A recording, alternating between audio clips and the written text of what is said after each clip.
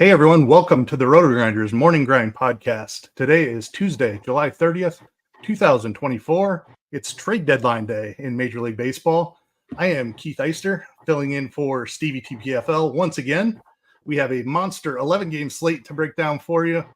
Big boy slate, as some we know well might say. And hey, what do you know? We have the man himself here with us. It's Dean Shabelson joining me live. Stevie runs away. Dean never gets on the morning grind.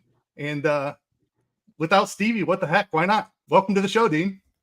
Yeah, I was a last-minute call-up, so, grade me on a curve. I'm super excited to talk about the 11-gamer. And, yeah, Stevie allows me on the podcast maybe at most once a year, so we hit the quota. So just make sure you tell Stevie if he finds out I'm on the podcast. You got to tell him he asked like 27 people first, and then you came to me. Maybe you did. I don't know who you asked. I don't know where I was in the pecking order. But, yeah, I'm looking forward to and we're Freaky Fridaying, too. Like, you're hosting, and I'm the analyst. It's gonna be good times for sure. I'm definitely looking forward to it. Yeah, I was on a show you hosted a couple hours back before the Monday slate. That was a quite an interesting slate there. Grant Holmes outscoring Paul Skeens, just like everybody thought. Very, very wild slate. Nick Pivetta did his thing, but Skeens a little bit of a down start, and Grant Holmes, I told you he might have a little strikeout upside. I don't know if I expected him to be. I think he's the second highest raw point scorer on the slate. So bit of a wild one on Monday night. The Mets went nuts. What else happened? I know all kinds of bet. Is it FanDuel? There's some sites. I only have access to one sportsbook, but there's some sportsbooks where they say the highest strikeout pitcher on the slate you can bet like the odds on, right? And I think I could be wrong here, but I think Holmes had the most. He had 8. Did anybody beat 8? Pivetta get to 8? Yeah, he had 10. Okay, so Pivetta had 10. Okay. By the way, the theory we talked about on Grinders Live, like play Pivetta in mini stack Seattle, kind of worked. So Rosarena, and those are the guys you play, Rosarena and Raleigh.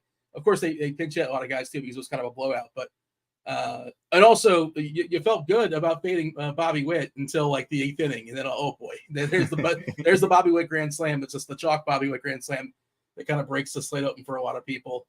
Christian Walker, there was fear he might have got traded. I don't know if you saw he left the game, but apparently it was like an oblique. So yeah, he left the game like in the 3rd inning for Newman, but it was an oblique. So I assume he's going to be. We'll see as far as Tuesday, but yeah, he's not traded, far as I know. But everybody else potentially might get traded. And shout out to Grant. I think Grant I think he had 3 home runs in scores and odds. I believe Very one nice. was Witt. Finally, Pete Alonso, the polar bear. It turns out the polar bear can actually bang out some homers. He's on a streak, and I can't remember the 3rd one was, but Grant had himself a big night over there on scores and odds. But yeah, 11-gamer, looking forward to it. It's weird. You say the date, you say it's Tuesday the 30th, but then we got to say hello to the chat, and the chat knows it's not the 30th, it's the 29th. So we're kind of bouncing back and forth in time zones and dimensions. But yeah, what's up, chat? Yeah. Hey, YouTube. Thanks for joining us live. We definitely appreciate you guys. It's always difficult. Like when talking about it, you'll say like the slate tonight and you mean Monday night, but people are listening to it in the morning thinking it's Tuesday. So it's always a little bit confusing. But by now, I think everyone knows we record this the night before. It's up on the site first thing in the morning. So definitely talking about the 11-game slate for Tuesday. Anything else you want to cover trade deadline wise? We had a couple of trades here. Frankie Montas was scheduled to pitch for the Reds. He won't be doing that. He's been traded. Yusei Kikuchi has been moved since we spoke last. A couple of trades have gone down. Yep. Yeah, I mean, it's always tricky. It's always interesting, especially with the extra wild card as far as what teams are going for it, which teams aren't. And, more teams, I guess, can convince themselves just chipping a chair, get in the playoff hunt, and all of a sudden anything can happen. But yeah, Toronto, I feel like Toronto added somebody too, but like a reliever, like nothing important, right?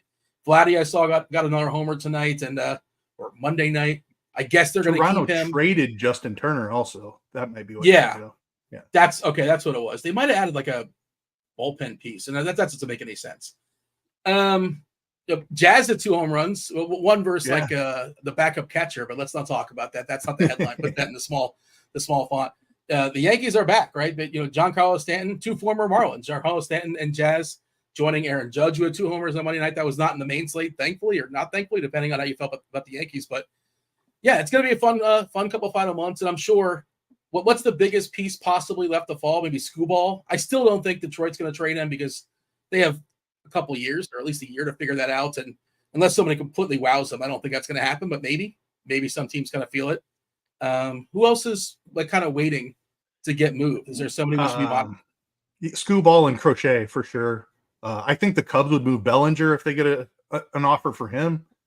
Yeah, I'm trying to think of other big bats. Oh, Flaherty. The chat's saying Flaherty, and like the Yankees allegedly. Shock. I hope you're sitting down. They are allegedly the front runners to land Flaherty, and he kind of has to move. He's in a 1 year, like $14 million deal, and it makes no sense for Detroit to keep him. So basically, he must move. And they also shut down his start on Monday. So the bids have to be coming in. Curious where he lands because he's been awesome this year.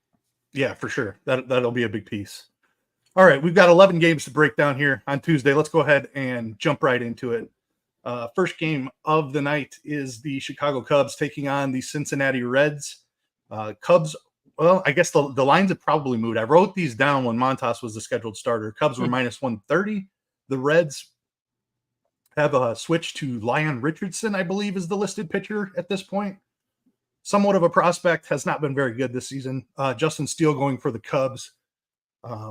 Let's talk about Justin Steele here. He's at 8,800 on DraftKings. Any interest there? Yeah, I mean, I'm shocked you're yelling to me. You love talking about Justin Steele. He's your guy. Did think it was weird, like, retroactively. Remember, Ellie De La Cruz had the day off on Monday. Like, why wouldn't you rest him Tuesday against Justin Steele, against the lefty? But okay, whatever. I mean, maybe he's dinged. I have no idea, but I assume he's back. I assume he's going to be fine. But yeah, I mean, Justin Steele's a guy that we've kind of liked a fair bit most of the season. Had a lot of like wonky luck.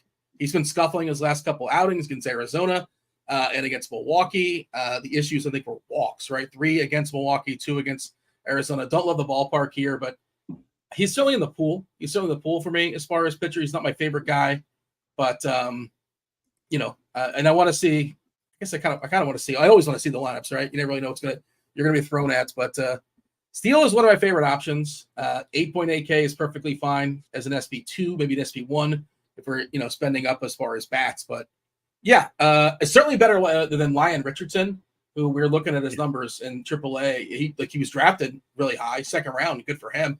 Probably got a nice bonus, but 24 years old, looked really rough so far in the minors. A 1.52 whip. We're not big whip guys around here, but 1.52 suddenly jumps off the page, and it's kind of alarming to me when your strikeouts are less than your innings pitched in the minors as well, which suggests that once you step up, it's going to get even dicier against major league hitters. So no Richardson for me. Also, he's not 4K like our boy right. Kenny Powers on Monday nights. So it's a no-go for me. But yeah, I'm perfectly fine with Steele. What say you? Yeah, 20.5%, 20.7% strikeout rate for Richardson in AAA this season. The Cubs lineup has not been good. Maybe they make a trade and move a piece or two as well. So maybe he gets a watered down lineup. I still don't think I can click the button for 7,700. Steele is fine on the other side. Not the best ballpark, but he's done a better job recently of keeping the ball on the ground. It's been a skill he's possessed in the past here. We started to see the strikeouts tick back up to about where they were last season as well. The Reds will strike out a decent amount. So I think Steele is perfectly fine at 8,800. There are better options on the slate, like you said, but he's definitely very much in play. Don't mind a tournament dart throw on him. Bats, we've got the small park here, Great American. Like I said, both of these teams potentially selling. The Reds potentially buying, I suppose. I don't know. They just traded Montas. I think they're in sell mode now as well. I would assume so. But yeah, against Richardson, I have some interest in the Cubs. We'll see who's in that lineup. Suzuki looks really good. I don't know if Paredes, the new addition, will be in the lineup. Yeah. He's 4,500 first base, third base eligible on DK. Would have a lot of interest in him here against the lefty. Horner, if he's in that leadoff spot, totally fine with. Bush? Wisdom. Yep, Bush, I'm fine. Even lefty, totally fine with that. I'm sorry. Richardson is a righty. I don't know. I was thinking he's a writer. Yeah. I'm looking at his picture. Yep, he is a righty. A bit of a soft tosser. I think that's why I had lefty on the mind. Ian Happ, then, in that case, has been quite hot here recently. So he's is he on the block, Happ? I feel like he's a guy that might move. Yeah, again, like I don't think the Cubs are like actively pushing to sell anyone, but if they get like blown away with an offer, I think anyone could move. Ian Happ is certainly in that conversation. They are loaded with outfield prospects, so if they get the right offer, I think they would move Bellinger or Happ without even thinking too much about it. I mean, you know this. I don't need to tell you this, but there are 3 teams behind the Cubs in the National League as far as record. What sort of delusions are they under? And now they're 6 games back, which is like kind of a facade, but like that's a lot of games because you got to jump like 7 teams or 6 teams, whatever it is. They're just behind Cincinnati, San Fran, Pittsburgh, St. Louis, Arizona, San Diego, Atlanta, and the Mets currently holding down the wild card there. Can you answer this one for me? Because you mentioned Bellinger. I saw he was activated from the IL, but he didn't start. What was that? There might be some shopping going around. And you'd think Okay. maybe they would want to prove that he was healthy for a game before they shopped him, but I don't know why he was activated and then did not start. That didn't make a lot of sense to me either. Okay, just asking. And he did not play tonight. I'm looking to see if he pinch hit or anything like that, but it was kind of a blowout, and there's no need to throw him out there. But yeah, it's just a 7-1 kind of a runaway. Basically no pinch hitters I'm seeing for the Cubs. But yeah, just a little bit peculiar. But I can certainly see Bellinger on the move as well. Yeah, for sure. Reds, I have a little bit of interest just because of the ballpark, but against Steele, it's not the best spot. Steele, like I said, keeps the ball on the ground, does a decent job of that. And the strikeouts have ticked up as well. So you can play some Reds. I'd prefer to home run hunt probably, but Steele is not a guy that gives up a ton of homers either. Spencer Steer is generally the guy I like to play against lefties, along with Tyler Stevenson. Ellie De La Cruz at 6,300 from his weak side of the plate is a pretty tough ask. So I'm not in love with the Red stack. Obviously, we like the ballpark. What are your thoughts on the Reds here? Yeah, same as yours. I was looking to see Steele's vulnerability as far as a stolen base. 6 stolen bases this year in 96 innings, 8 in 173 last year. But they're not my favorite team. You mentioned Steele, his ability to keep the ball in the ballpark. All the pitchers on this slate, I'm not counting Robbie Ray because he had a 5 innings the entire season. He's got the lowest homer in the fly ball, 0.75 on the year. 7.7 homer in the fly ball as far as that's homers per 9. Sorry, homers per 9 is 0.75. Homer to fly ball is 7.7%. Obviously, if all his games were in Cincinnati, that would probably jump because it's a tougher ballpark to keep the ball in. But yeah, like you said, he does a pretty good job keeping the ball in the ballpark. And Cincinnati, middle of the pack at best. I don't really want to pick on Steele. Fair enough. Moving on to the second game here on the slate, we've got the Seattle Mariners taking on the Boston Red Sox. Seattle minus 120 favorites here, 9.5 total in the game. Luis Castillo going for the Mariners. New addition, James Paxton on the bump for the Red Sox. Any interest here in Luis Castillo? Tough ballpark downgrade for him. Yeah, I like Castillo for sure. Like you said, it is a negative ballpark shift. It's funny, by the way, if you stack Boston, and you're not watching the game, you just kind of see the score, and you're like, oh man, how did Devers and O'Neill do? Those are the guys I really loaded up on. They did nothing basically. They put up like a 15 spot. Certainly, Castillo, his splits are really, really dramatic. So Devers will be my favorite play. You gotta pay for it. There's really no discount for it. But yeah, that's kind of the. I'm not really picking on Castillo. If you want a one-off Devers, sure, a little mini stack. And it should be said, I mostly build for like single entry stuff, and you're building for like 20 lineups or 40 lineups. So that's the perspective I'm coming from. I'm not coming from I'm making 150 and like I get a piece of everything, that kind of thing. So just to be clear, the people are not aware of the morning grind. So yeah, it's hard for me to bump Boston up. I trust Castillo. I know I don't want to say mediocre, but significantly worse versus lefties. So I don't hate Devers as a kind of a one-off piece, but I'm not going to be focusing on Boston. Yeah, I certainly prefer to pick on Boston with lefties. They just strike out at a much higher rate against lefties than righties. But Castillo is a very good starting pitcher. Upside is a little bit tough. Like we saw Logan Gilbert and what could happen when you get a big ballpark shift like that. Going into Fenway, it's just a tough place to pitch. So Castillo certainly could get beat up a little bit, but I don't think I'm stacking Boston against him either. I just trust the skills enough. Like you said, it's a Devers one-off. Duran has been outstanding, but that price is all the way up to $6K now. I don't think I'm messing with Boston too much. James Paxton on the other side down at 7,600. Was pretty good against the Dodgers in his first start with Boston.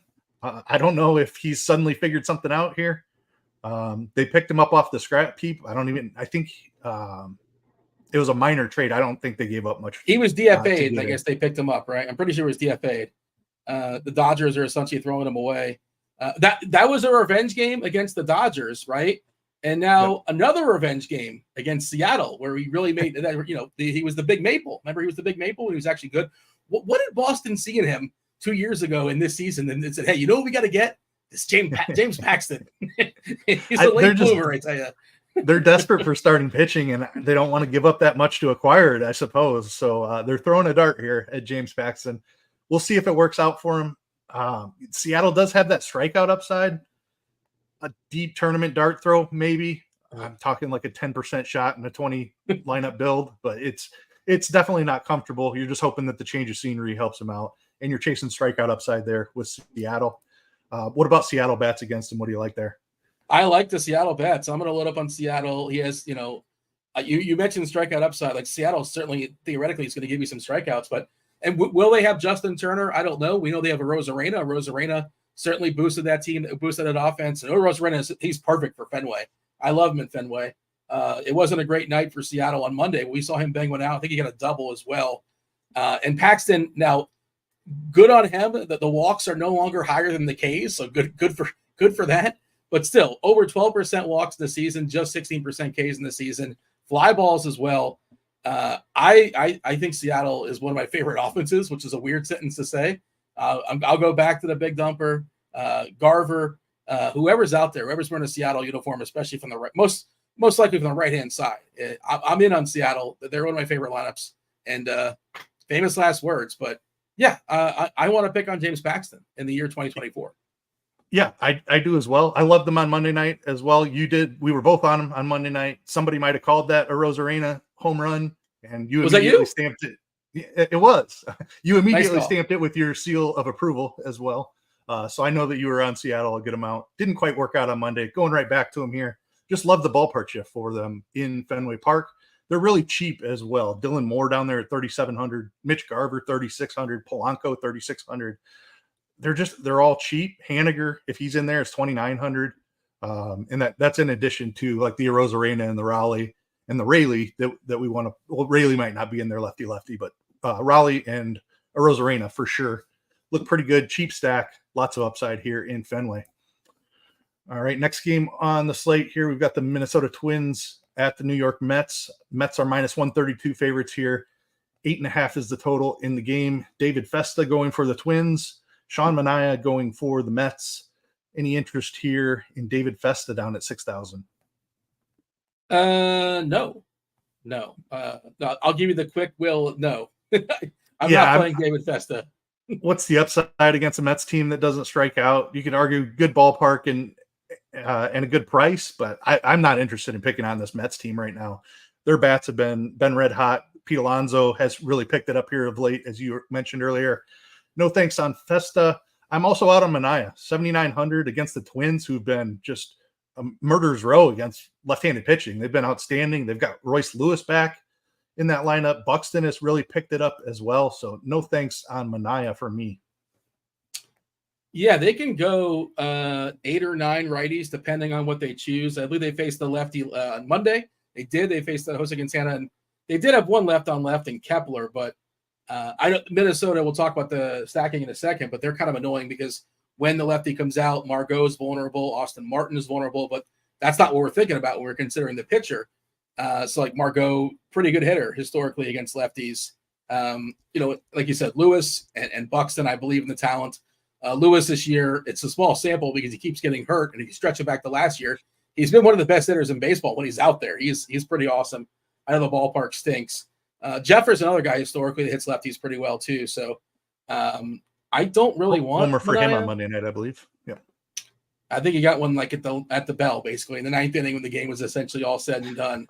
Yeah. But and Manaea's been kind of sputtering a little bit of late, and he's just the home run woes. We've seen that. That's kind of been his bugaboo. And even in Miami, I think he was pretty popular on that slate when he got beat up pretty good. The Marlins got him. The Yankees, a little less surprising. They hit him for a couple homers and 4 walks. Manaea, the Ks are okay. The walks are too high, over 10%. I'm not really on him. Me neither. Minnesota stacks against him. We talked about a couple of those names in Lewis and Buxton. I think have a ton of upside. Jeffers certainly in play. Kind of falls off a little bit, and you kind of worry about pinch hit risk after that as well. So Minnesota, not a team I love to stack against lefties, but man, they've been really good against them. On the Mets side of things, this Festa character is no one to be afraid of. I certainly think you can stack him up if you want to. He has shown okay skills with almost a 23% strikeout rate and a 4.5% walk rate. Limited sample, obviously, on that. He's an okay prospect. He's nothing to be afraid of, though. This Mets offense has been very good here of late. Pete Alonso looks really good. Francisco Lindor has been on a tear as well. They're a little bit expensive, especially considering the ballpark, but I have a significant amount of interest here. The ballpark is kind of a hindrance. I'd like it much more if they were on the road in Minnesota, not just locked in for the 9, but the better ballpark as well. But yeah, for sure, they can absolutely bombard Festa. If you look at the plate IQ stuff, as far as the Mets against righties, the first 6-7 hitters all are in the green as far as WOBA and ISO. They're pretty contact heavy as well. And Paul Bear Alonso, he's closing strong. Lindor, very rarely is he like everybody's favorite shortstop. He's like the pivot off the pivot. JD Martinez, Just Stingers, it's still, he still has plenty of power in that bat.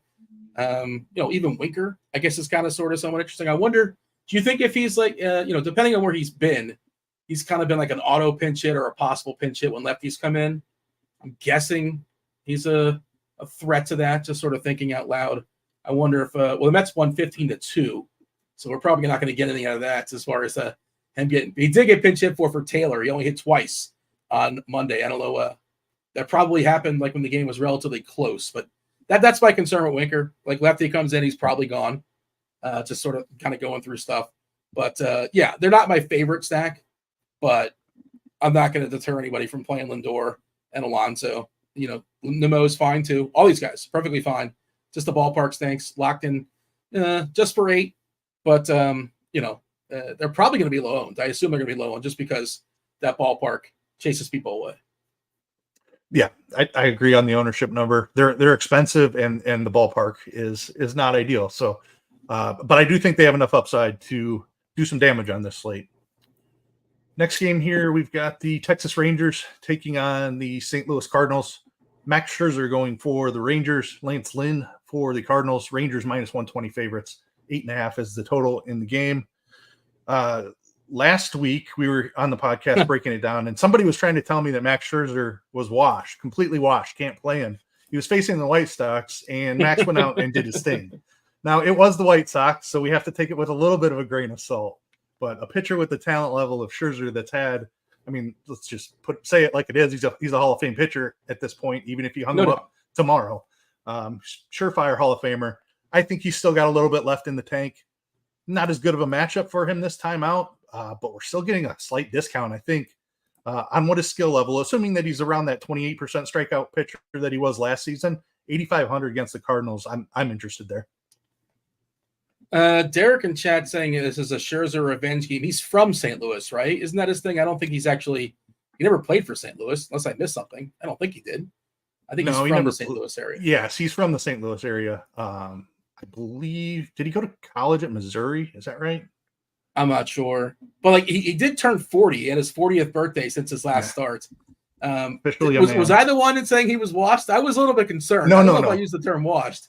No, it was somebody in the YouTube chat. I think it was Christy on the podcast with me, and we were talking him up, and somebody in the chat was trolling us and telling us that he was washed and he's no good. He still might be. Maybe he's just better than the White Sox, and that's it. Yeah, but I don't know. That's a fair point. We do have to take it with a little grain of salt. But I'm willing to play him here at 8,500 against the Cardinals team. This Cardinals team here. I don't want to be like the paranoid guy that says, "Well, this guy can get traded, and everybody can get traded." And almost everybody's not going to get traded, right? But you talk about trades, they almost don't happen, almost always. But wasn't Scherzer supposedly available? I thought he was, and I don't know if Texas is kind of going for it or not going for it. I saw that they are going to go for it, but then that was like 5 days ago, and 5 days can change things. Did they win today, Texas? Forget. They did beat St. Louis. They're still, 6 games back? I'm just kind of spitballing. And Lynn's another guy. Well, I guess St. Louis is going for it, right? I guess Lance Lynn, keeping Lance Lynn would constitute going for it, I suppose. Yeah, I mean, they acquired Fetty. They did get rid of Edmund, but he was used in the Fetty deal. They need pitching. So yeah, I think they're kind of on the fence. There's a couple of teams that they're good with going either way, as long as acquisitions don't cost them too much. I think they're okay buying a couple pieces, but I don't foresee the Cardinals selling anything here, outside of just giving up Edmund to acquire Fetty, and then they got Pham kind of to replace him a little bit as well. So, yeah, I don't know. Several people chatted about Josh Young. My season-long team, it's already buried. My keeper season-long team could really use Josh Young 3 or 4 months ago, but yeah, he was supposed to come back, I don't know, like a month ago. Like, was it a thumb or a wrist? He got hit in the hand in preseason, some part of his hand, and they're speculating him maybe coming back. He had it fell back as far, they were going to give him the green light, and then something happened where it's like, well, he regressed. We'll see, but keep an eye. Maybe do we have like a 2K Josh Young by chance? I wonder if is DK Goof by here? He's 4K. So 4K. Yeah. You never know. Sorry. Okay. You wanted to ask about the pitchers. Yeah, go ahead. It sounds like they did officially reinstate him from the 60-day injured list. So potentially in the lineup here. He has officially been activated. All right. This feels like everything's kind of sort of, I don't know, neutral on the overall. You're going to ask me about Lynn. You're going to ask me about Scherzer, and I'm not eager to play either. And we'll talk about the hitting against them as well. And I'm probably not going to prioritize that either. But you want to talk about the pitchers, Scherzer and Lance Lynn. Now, you want to make the argument for Scherzer because swinging strikes suggest maybe he has a couple more on layaway coming. 13.6% swinging strike rate and a K rate of just 23.4%. So maybe there's a few more Ks left. Is that part of your argument that Scherzer might still have a little bit left in the tank? Yeah, I mean, yeah, he's 40, but we saw Justin Verlander pitch past 40 here recently. Guys that are just like elite level talents, I think you have to grade them differently on the aging curve.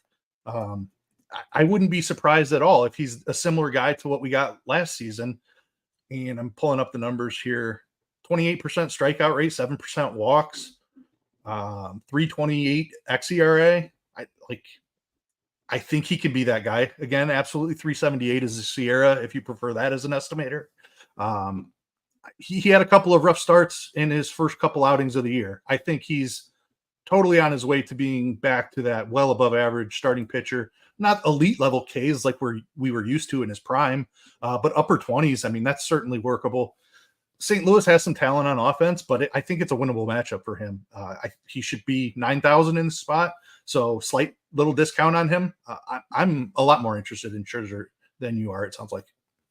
I'm somewhat interested in him. I'm trying to think of the slate as a. So Scherzer versus Steele, they're basically at the same price. Do you have a definitive answer?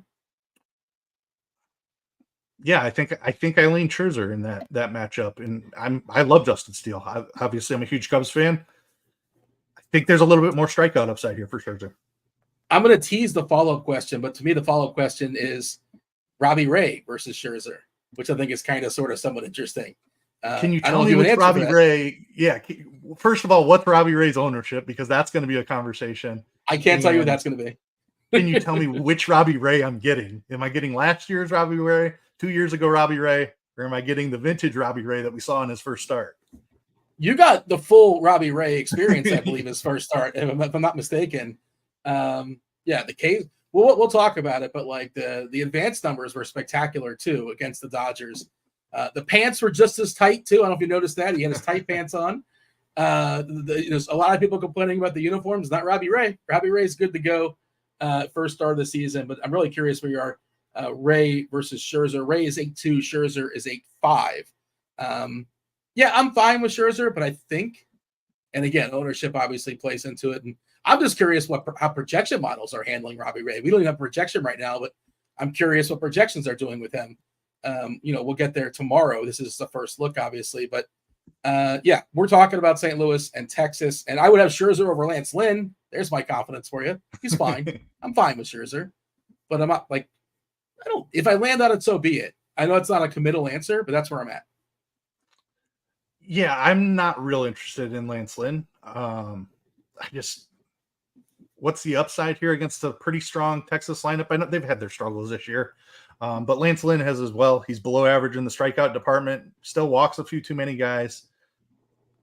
If he was my only option in this range, I guess I would be okay with it.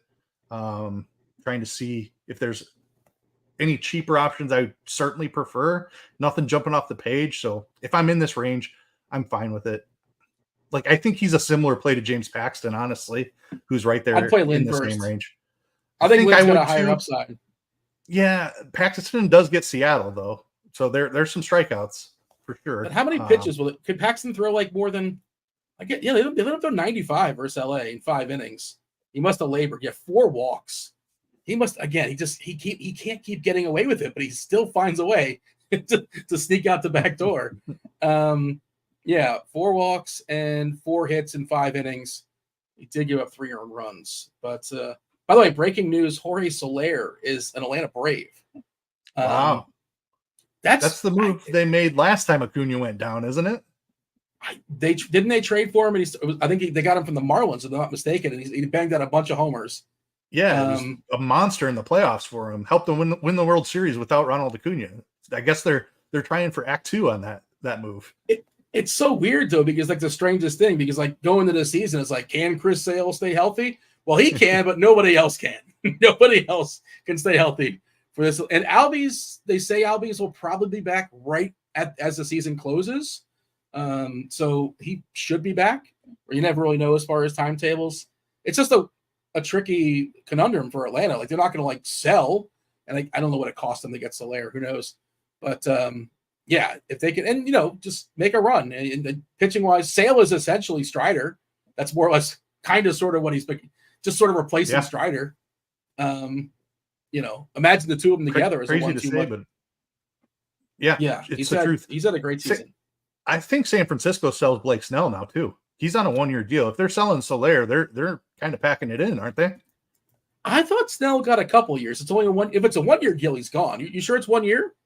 I think it's 1 year with an option, and it's a player option, which is not ideal. I don't think they get a ton in return for him, and it's like a $35 million option too. So his contract situation 2 years, is dicey. $62 million, player option 2025. I don't know if he has a no trade or not, but yeah, he's got 23 mil this year and 38 next year. So it's backloaded. Yeah. I mean, if you could trade him for like a dozen donuts, like what you want, like I don't know, like not that like he's damaged goods or anything, but is San Fran just one healthy Snell away from making a run? Who knows it's gonna look like next year, but they probably should move him. And you'd think he'd want to move, right? You never really know. It's tricky kind of bouncing back and forth as far as just living your life, but probably would want to get traded to a contender. He certainly had a hell of a last game to go out on against the Rockies, where he struck out like 14 or so. Yeah. 15, I think it was, but yeah, just he has those games. Baker's dozen plus 2. All right, I derailed the show. My apologies. Continue. No, it's trade deadline day. I mean, these things are going to happen. I remember being on trade deadline day last year, and I think we went almost 2 hours. So if that's where we end up, that's where we end up. But I love this time of year. It's so awesome watching front offices work and tie in the business side of baseball into player acquisition and things like that. It's one of my favorite things, one of my favorite days of the year. So I'm here as long as you want. I think we left off with some bats in Rangers Cardinals. 2 pretty good pitchers here. Any interest in stacking against either, or maybe just some home run hunting? I think home run hunting, lefty power, right? That's kind of sort of the obvious stuff. Matt Carpenter is like the really cheap. I saw he banged it out on Monday. I guess he's still capable of hitting a ball out of the ballpark. But I'm just trying to think like super, super cheap. I'm just kind of thinking who are the lefty power hitters in this game? Oh, Corey Seager. That's the obvious one. Duh. Yeah, Seager looks awesome against Lance Lynn. Smith is fine for Texas as another lefty guy. But yeah, I think Corey Seager is maybe one of the best hitters in the slate. Is that fair to say? Yeah, I think you can put him in that category. Nate Lowe is a guy who's struggled a little bit this year, but he was pretty good last year, and he's cheap enough where I don't mind taking shots. Another lefty in that Texas lineup. Yeah, he's been terrible this year, but like he's kind of sort of, I think he's turning it around. He's been one of the more disappointing players this season, but he is cheap. Sure. He's hit a couple homers more of late. So, my confidence is somewhat more restored in him.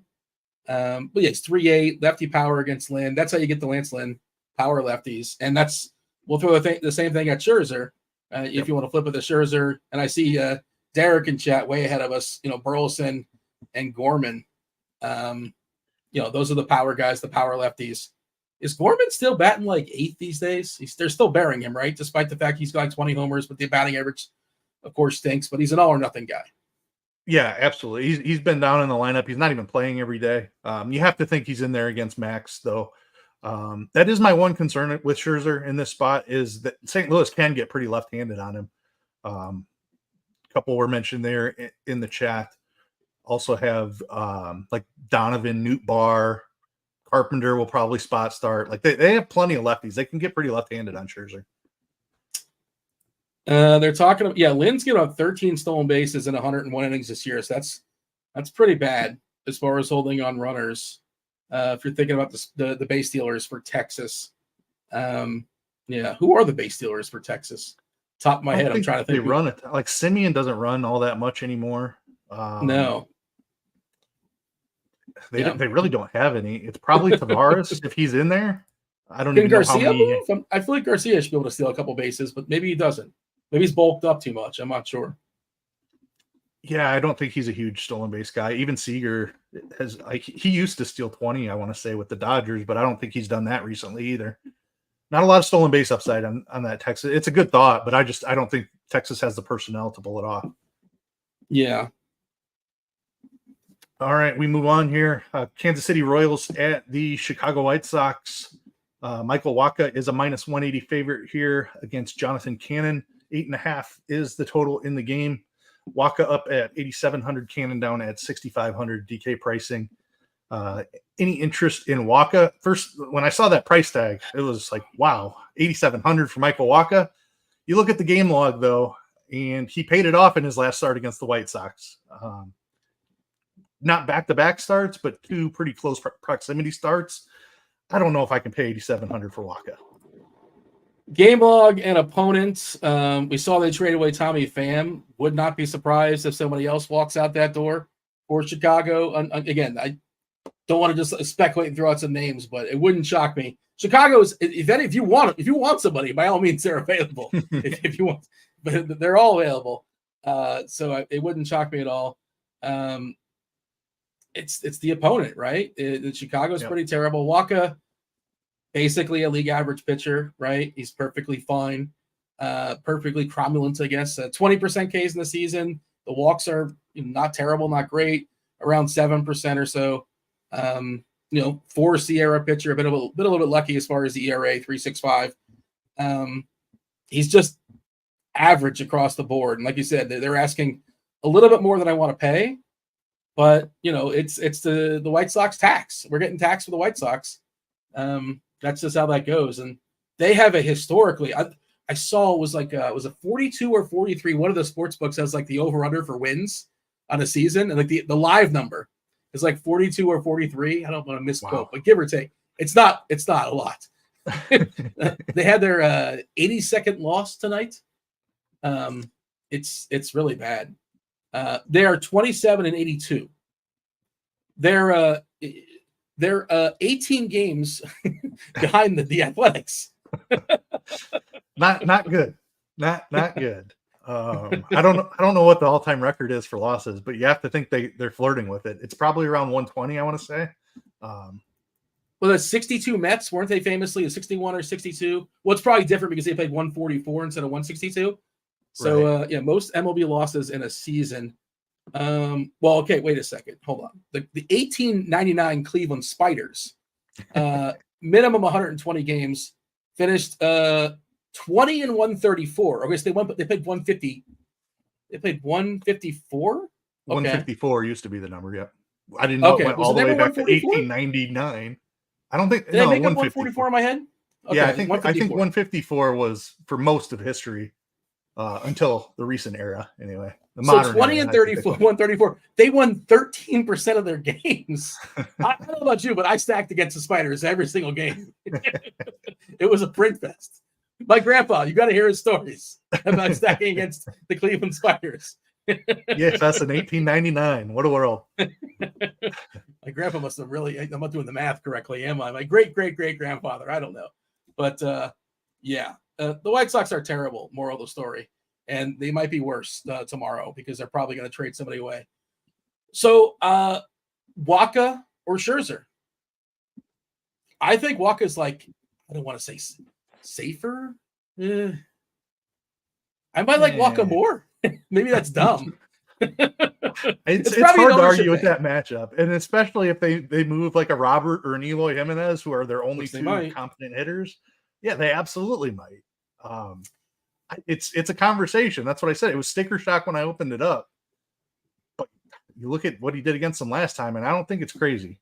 I'm going to lean Scherzer in that, despite the matchup. I just think there's more upside there, and I say that knowing that Waka just put up 30 DK points against this team, and they might be even worse in this game than they were in that last game. I don't know. I'm probably writing off Waka a little bit too much. The White Sox are bad. Yeah. I'm willing to play them. I'm willing to play Waka for sure. But I'm sorry, you have to excuse me. I was checking out. I don't know if you know Jim Huey, but he was 4-30 for the Cleveland Spiders Oh my goodness. with a 5.41 ERA. 11 game slate, Dean. We don't have time for 1899 stats. I stacked against Jim Huey every time. My grandfather would tell me stories. Huey's on the mound, load it up. All right, go ahead. I'm sorry. We're not playing Jonathan Cannon, right? No chance there. Catch up. Royals were not great on Monday night. I think you got to go right back to him here. Low strikeouts from Cannon, too much hard contact. Bobby Witt is one of the best options on every slate. Love playing Sal Perez as well. Good spot for Vinny P. Massey, if he's leading off again, I'm just going to continue to play that guy. I'll be stacking Royals again for sure. Yeah, you never really know this early, but I feel like the Royals are going to be the most popular team. Is that fair? Locked in for 9 against Chicago. That bullpen, that ballpark, that starter.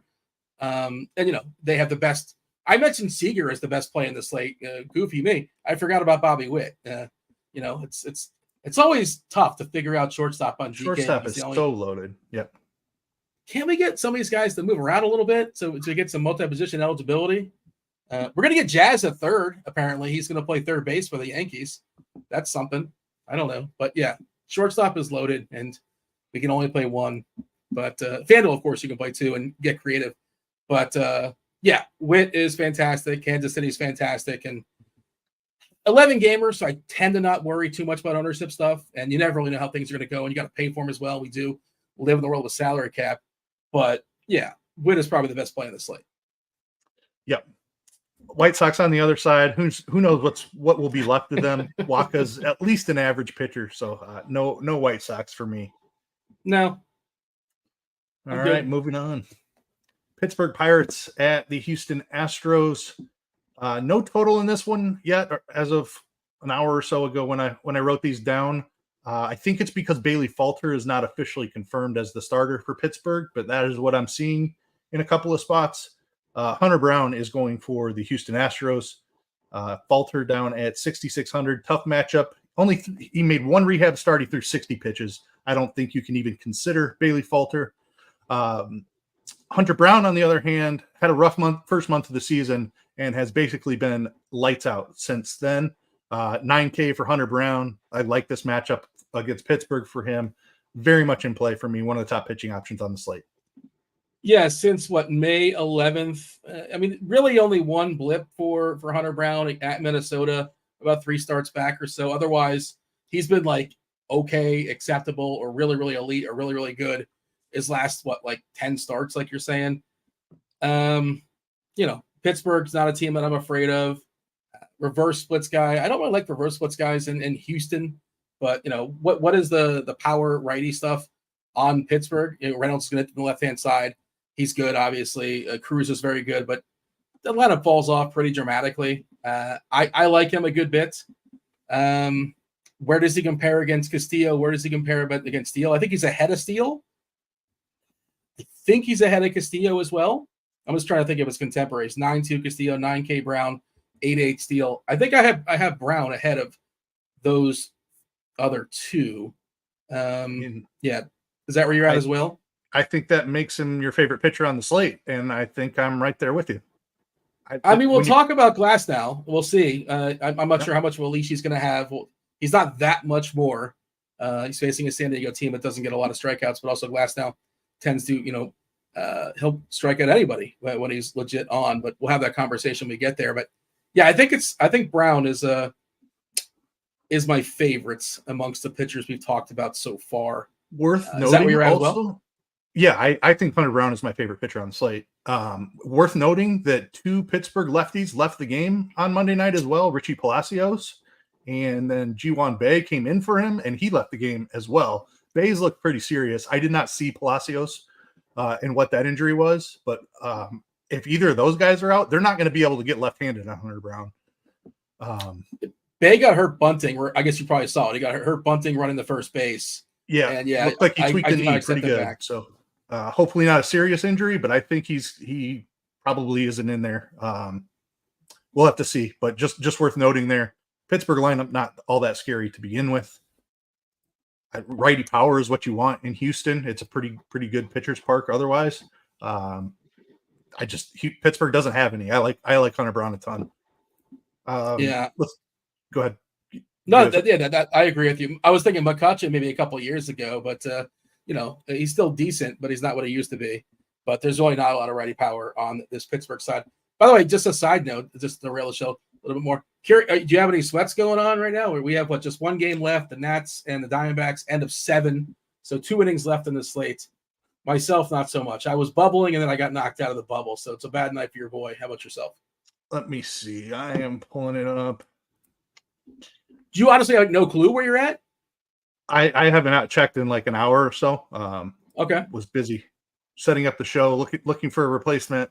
No, my best lineup is 463rd in the $3.20 max right now. Looks like I'm out of juice. I've got Alec Thomas left, but that game's almost over. It was Pavetta, Skeens, and a red stack, it looks like, but not going to get anywhere.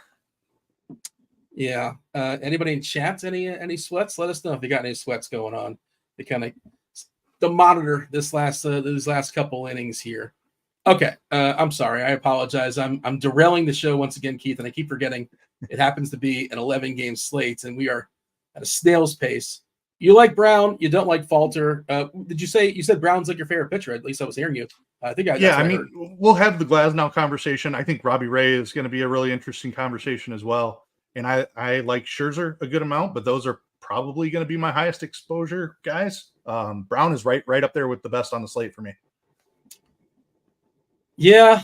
As far as hitting, Houston, Bailey Falter, their best hitter, of course, Jordan Alvarez facing the lefty here in Falter. Not that we're afraid of left on left with Alvarez. Astros. I assume you like the Astros more than you like Pittsburgh, but how much you like the Astros? Yeah, a little bit of a watered down lineup these days. Still no Kyle Tucker. I don't know. Falter is certainly attackable. Who knows how deep he's going in this game?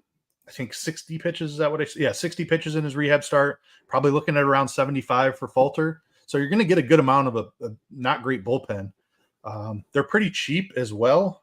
Guys like Jake Myers, Chas McCormick, I always love to play against lefties for really cheap. Of course, Jordan is one of the best left-on-left hitters in the entire world.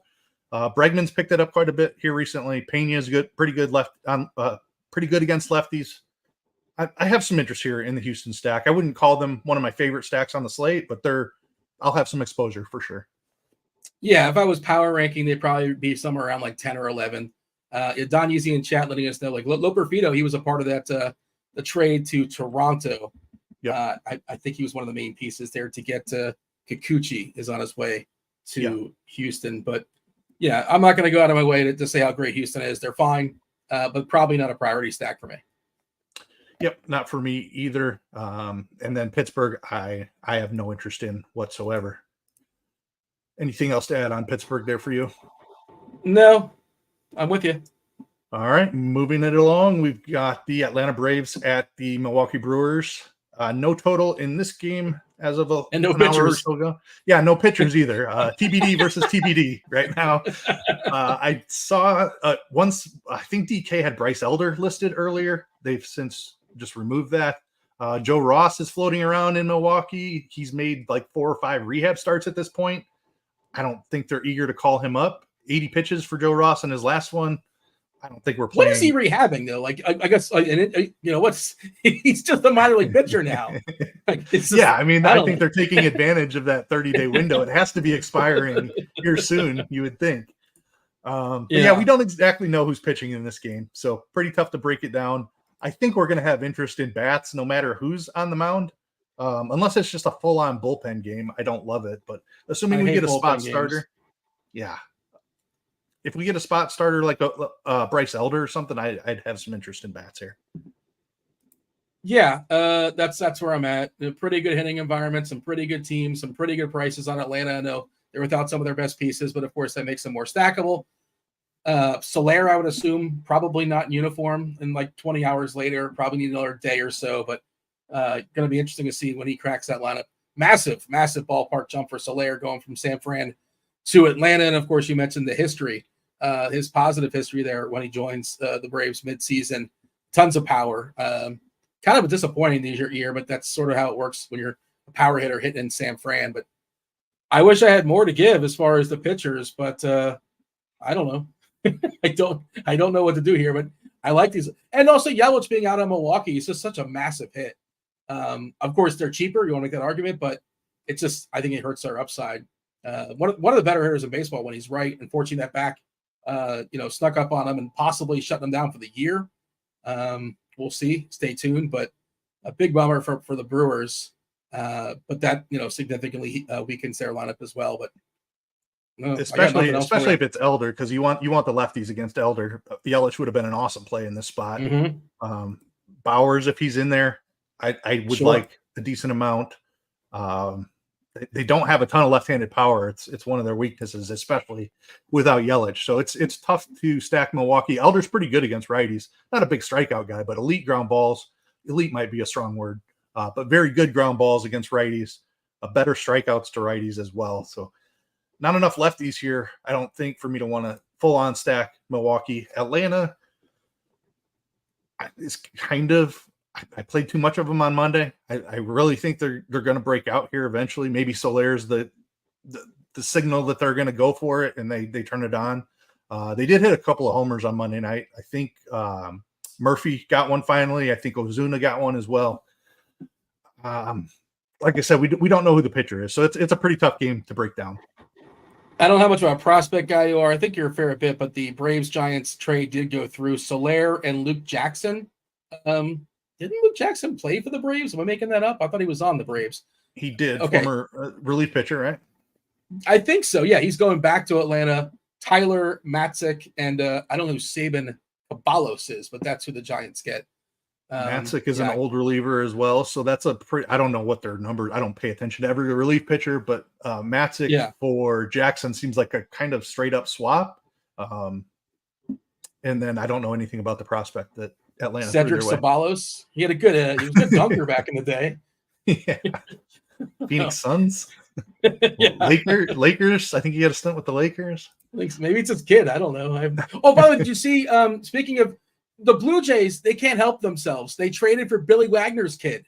They just love the kids. I did see that. Is your dad good at baseball? Okay, we're going to go ahead and have you join our ball club. All right, next game, I suppose. All right, Colorado Rockies at the Los Angeles Angels. Cal Quantrill going for the Rockies. Griffin Canning going for the Angels. Griffin Canning is a favorite. Yikes. Minus 126. Angels are favored. 8.5 is the total in the game. Cal Quantrill at 7,500. Canning down at 6,700. Let's start with Quantrill here. Any interest? Good matchup against the Angels. What am I supposed to do with this? This is gross on gross.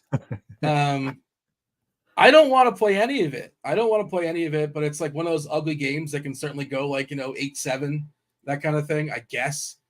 You're asking about Quantrill first, is that correct? Yeah. 18% Ks in the season, a few too many walks as well. I don't have his splits in front of me.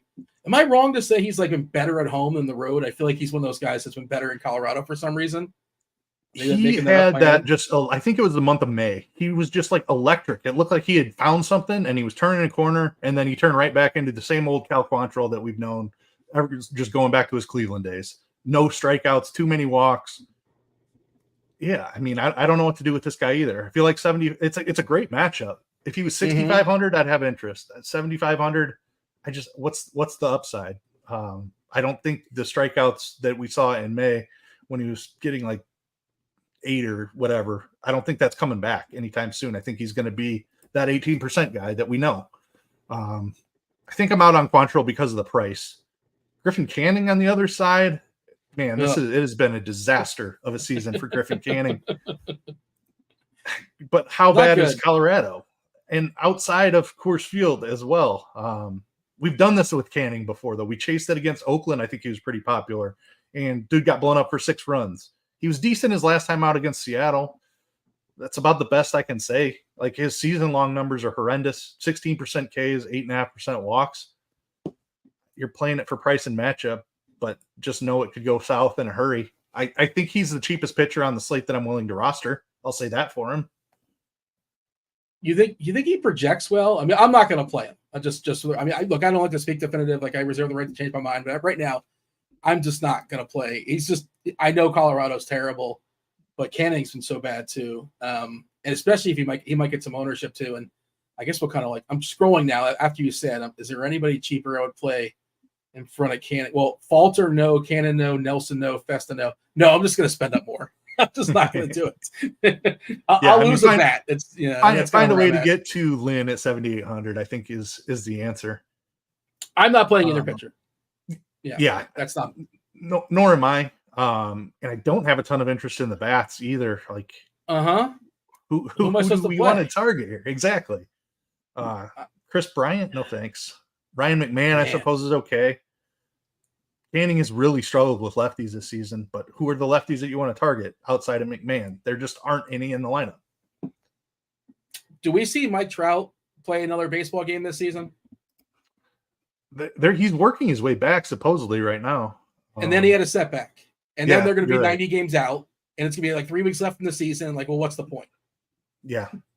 I don't know. I'm not trying not to be the pessimist role, but that's just kind of what I suspect is going to happen. I'd like to see him come back, for the record, but I'm not optimistic. He's not playing July 30th, and we care about July 30th and only July 30th for the purposes of this conversation. But I don't know who to roster. It's just such a gross game where like the pitchers I don't want to play and the hitters I don't want to play. Ohapi's fine, I guess, be a little mini stack. Ward's okay, but I get annoyed that they put Joe Adell last, and then I know his batting average is not great, but he'll at least hit the ball out of the ballpark when he actually hits the ball, or he'll swipe some bags. He's got some counting stats, and he's at home, so like he might only get 3 at bats. You win the game 4-2, and you're batting 9th, and you don't get your 9th inning at bats, and like the bottom of the 8th, the 7th or 8th man in the water gets out, and that's it. You get 3 at bats, and that's a big difference than 5. It doesn't mean he can't get there in 3. I overthink that sometimes, but that's just sort of like, every at bat is crucial. I need my at bats. Keep hitting him last. Fair points. I think Ward and Ohapi would be my 2 favorites as well. I'm not stacking them. There's not enough to full stack the Angels. I don't see the upside on an 11-game slate. So we move on. Los Angeles Dodgers at the San Diego Padres. Tyler Glasnow on the hill for the Dodgers. Matt Waldron for the Padres. Glasnow's a -142 favorite, 7.5 total in the game.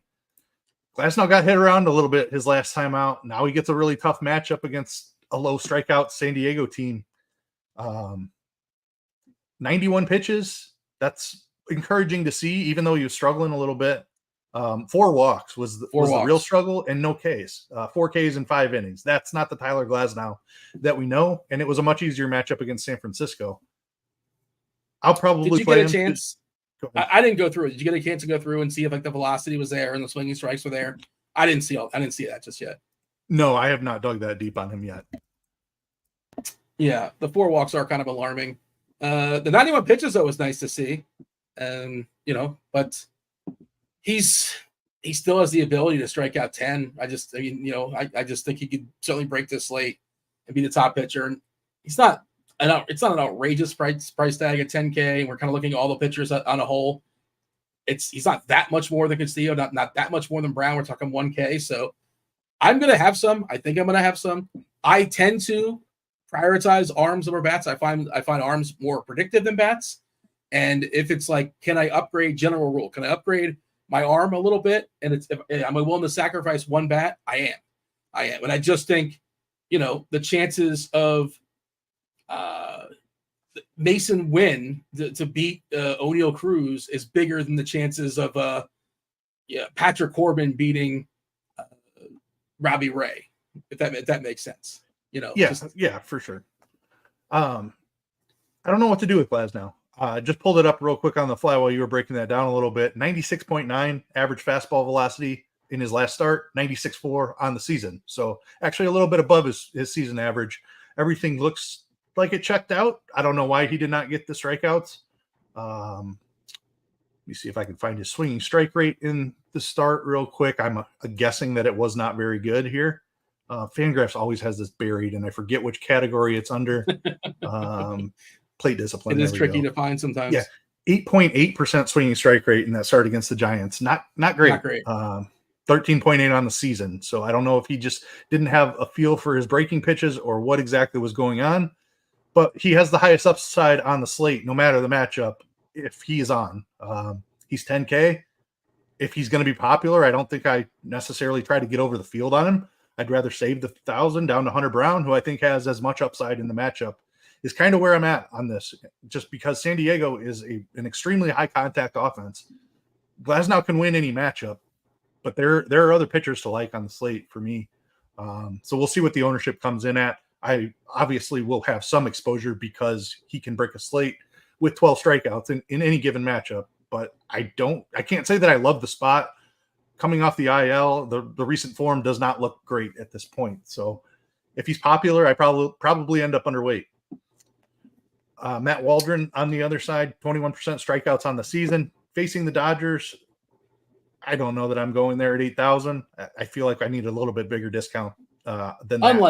Unlikely for me. That's kind of where I'm at. I'm Waldron. He's, you never really know what the knuckleball. Not that he throws the knuckleball like Charlie Huff did. 90% of the time, but it's his main pitch, I suppose.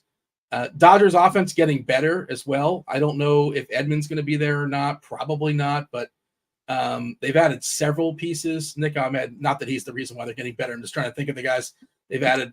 Then they add somebody else. Traded for Ahmed Rosario. Today. Rosario. Yep. Yeah, not sure if they're going to be in uniform or not, but we talk all the time about LA, like the first 3 or 4 hitters, 5 hitters, depending on how healthy they are awesome, and then it falls off a table. And there was no chance that Chris Taylor is going to be like their 7th hitter, and then come playoff time, so that they're bolstering up that lineup, and we'll see if they have it tomorrow night. Long story short, I do not anticipate playing Waldron against the Dodgers. Nor do I. I can't say that I love the Dodgers bats against him though. Ohtani, of course, you're going to play Ohtani. You're going to have exposure to Ohtani on every slate. Sure. Outside of that, I can't say that I like the spot or the price tag for many other guys. I prefer Will Smith against lefties. I prefer Teoscar Hernandez against lefties. That's kind of the extent of their great hitters at this point. Freeman is fine, but I want more home runs from Freeman. And he miss a game or 2 here recently? Yeah, I just pulled it up. He had a family. So he might not even play this game actually. Right. I'm not sure if he'll be back or not, but emergency family leave or something like that. So I think he was actually scratched with like a back. I think they gave him like a body part, and then they put him on. Derek and chat's telling his sick child. So hopefully things are going well for Freddie Freeman and his family. But Yes. probably not going to play. Hopefully. So yeah, that weekend's Ellie. Ohtani can do it by himself, right? You can play him a la carte, like you said. Sure. Jack in the bag potential. You can bang out a couple homers as well. So always have Ohtani as like a one-off if nothing else. But I don't think the Dodgers are going to be like a featured stack for me. I don't think so. No, I don't mind Gavin Lux, and he's a guy we've kind of ripped on all season long. He's picked it up a little bit here recently. So I don't hate that. And James Outman is back, assuming he doesn't get sent down if they add another bat or two. Yep. He had a I think home run Rojas is gone. a couple days ago. Sorry, I didn't mean to talk over you. I think Rojas has already been moved, right? I think he's gone somewhere. They DFA'd him? Either that or he's on some IL. I think Miguel Rojas is off the team, or DFA'd. So that's one. That's one person. He's in the IL. Okay. Yeah, he's on one the person IL. to clear the way. Yep. We might not see him. Well, maybe we will. They just traded Vargas, I believe, in the to Chicago deal as well. Yep. So that's a roster spot. I think Vargas. I think Vargas is kind of interesting in Chicago. Just like as a side note. Yeah, he's probably going to be a cheap piece. They're going to let him hit. Yeah, I mean, he was a really solid prospect coming up. There's just nowhere for him to play in LA. It's really hard to get anything going when you're not playing every day. I can't even imagine trying to have that job as a utility guy who plays 3 times a week. That's a really tough position to be in, especially for a young guy trying to learn the major leagues. So I agree with you. I think that was actually a savvy pickup by the White Sox there, getting Vargas as the return. He has the DH though, right? Isn't he like a bad fielder? I think that might be an issue. Play second and third, but not well. He's definitely one of those tweeners. Like he probably doesn't have enough range for second and not quite enough arm for third. It's a tough ask, but I think the Sox will just throw him out there and be like, let's see what you got for at least a year or so. Yeah. We're not. What's going to happen? We're going to be worse than the Cleveland Spiders. That's not going to happen. Bar is so low. Yeah. San Diego side, we're not chasing a bad Glasnow outing here, are we? No, I don't think so. No, I mean, like if I'm running 150, maybe I would have one San Diego just in case. But no, I don't like to just sit. But then you're just covering every single base, and no. And their lineup still without Tatis, Bogarts. There's not a lot of power there these days. Certainly Machado's revenge game for Machado, right? There you go. But yeah. I'm not really in on San Diego. No, none for me either. We move on. 2 games left. Washington Nationals at the Arizona Diamondbacks. Patrick Corbin on the mound against Ryan Nelson. Nelson is a -168 favorite here. 9 is the run total in the game. Yeah, big favorite for Nelson. I was surprised to see that as well.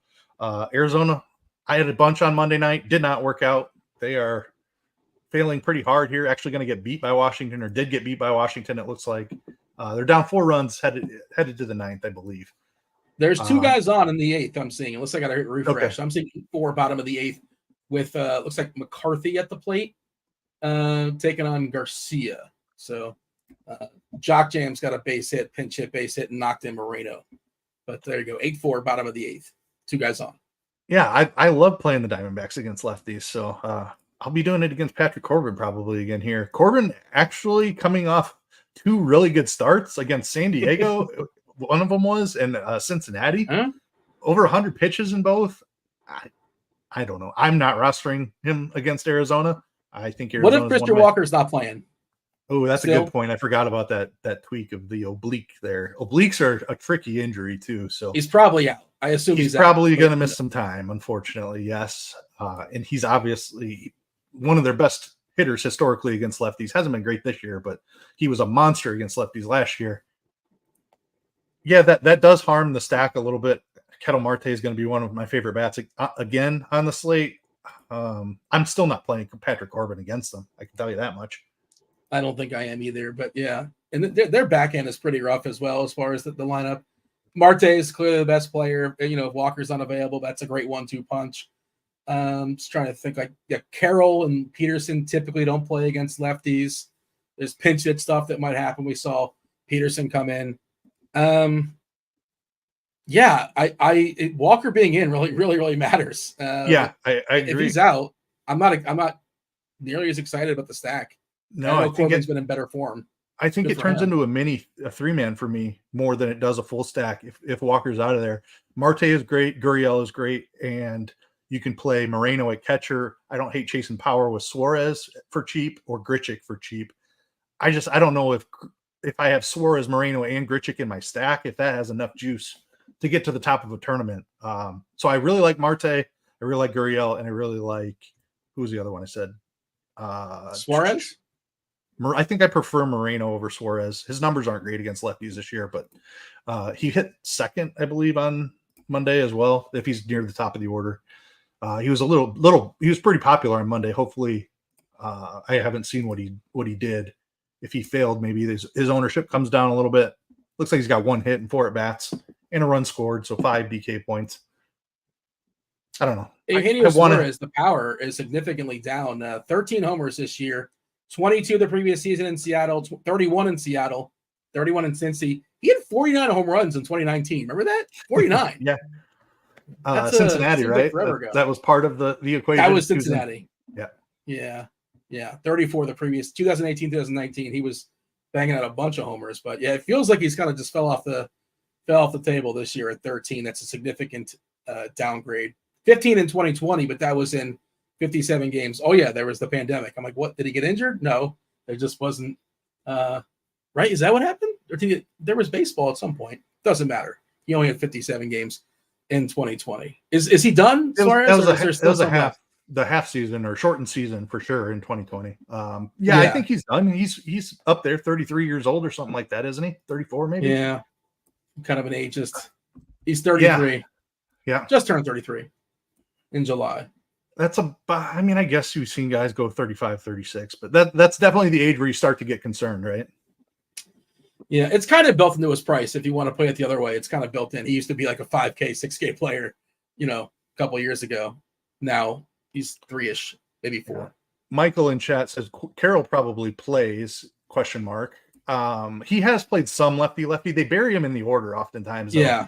Like if he's hitting 7th for 5K, lefty, I don't know if I can do that. I would much rather play Gurriel for 900 less.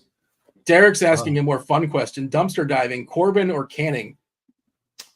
If it's no Walker, I might play Corbin. Corbin, they'll let go like 6 or 7 innings. They get their money's worth. Like he'll pitch a lot of terrible innings for him. Yeah, but Kettle Marte is going to take him deep twice. Okay, that is Canning? That is Canning for me, unfortunately. It's disgusting, both of it. Is that a jelly bean bet? Yeah, I don't want to bet either one of them, to be honest. But, right. I don't know.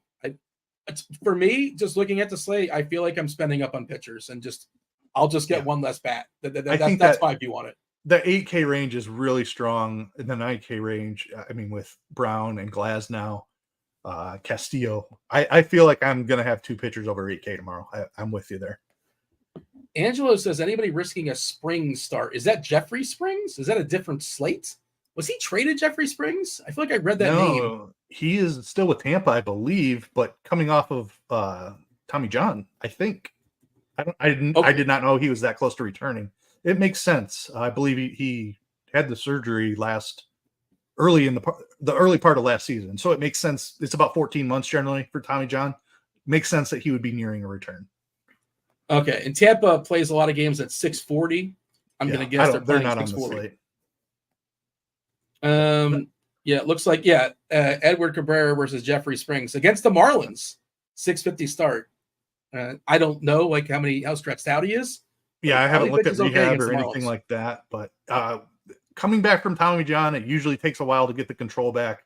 The velocity takes a little bit as well. So I don't think his first start coming back from Tommy John is the place to target him. I have no idea what site you're looking on, what the price. It's a season long. It's got to be a season long question. Yeah, that's what it has to be. Yeah. Which they come to me. If you have season long questions, you come to me. I don't know if you know this. I don't want to brag, Keith. I'm a pretty humble guy, but I'm in like 3 individual season long leagues. Man, look at you. Don't ask me to place them in. I'm just in them. You participate, but maybe one of which is a dynasty team, which I can. If you want to go, we can talk about that. It's an 11 game Dynasty's slate. Time to get into it. I wish I had more time for Dynasty. It is a really fun format to play. It's just I'm going from first to last. I was first last year. I'm worse this year. So injuries. I'm Ricky Bobbing it. all my players got old and bad really fast. Yeah. But like we just made it last year. And I traded off a couple pieces at the end of the season to kind of hold on last year, so yeah. What flags fly forever? Is that what they say? Banners fly forever. So took down the W, and now we're selling. We're like the Chicago White Sox on my dynasty team this year. But continue. It happens. We didn't touch on Ryan Nelson. He had one spike start against my Cubs, which was embarrassing. Got beat up pretty good by the Royals his last time out. 6,300. No interest for me. Washington just doesn't strike out. He's a very low strikeout pitcher himself. Any interest in Ryan Nelson for you? No, he's cheap enough, and Washington isn't great. Wood is striking out at a tremendous number. I know the power is there, but he's missing a lot. They lost Lane Thomas as well. So maybe. Look, I don't want to play any of these cheap guys. Remember we said Corbin. We're talking about Canning. Maybe I would play Nelson as like the nonsense arm. You know what I mean? If I have to pick one, it might be Nelson. Washington's got, they have Abrams and not much else. With Thomas was the second best hitter in that team.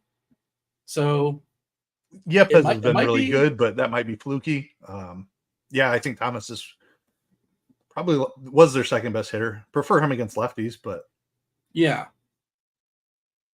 it's not great what Washington's rolling out these days. And Yepes is not, he's fine. It's like a cheap first baseman. First base is not great. He's got some power, but we're not afraid of Yepes. Oh my God, I can't, and he's batting like second or third. That's how weak the lineup is. So, who knows? Washington might sell somebody else off tomorrow. It wouldn't surprise me. Today, I mean. Yeah. I'm saying that in post. Clean that up in post. Clean it up in post. All right. Anything else to say here about bats in Washington, Arizona? No. I wish I was more excited. I feel like I should be more excited about it, but I'm kind of not. I'm legitimately excited about Arizona. The Walker thing I think is huge, but if he's in there, Arizona is one of my favorite stacks. If he's not, I probably use them more as 3-mans than I do as a 5-man. All right, final game of the night. Oakland Athletics at the San Francisco Giants. JP Sears going for the A's. Robbie Ray going for the Giants. Minus 184. Giants are favored. 7.5 is the total in the game. Great ballpark to pitch in here. Any interest in JP Sears for you, Dean?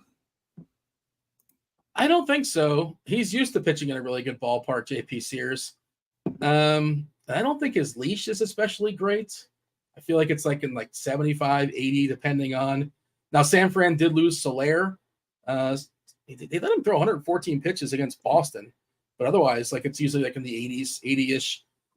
He was on a good little run here before that blow up against Houston. It was Boston, who's awful against lefties, and LA twice. The Angels are better against lefties than they are against righties.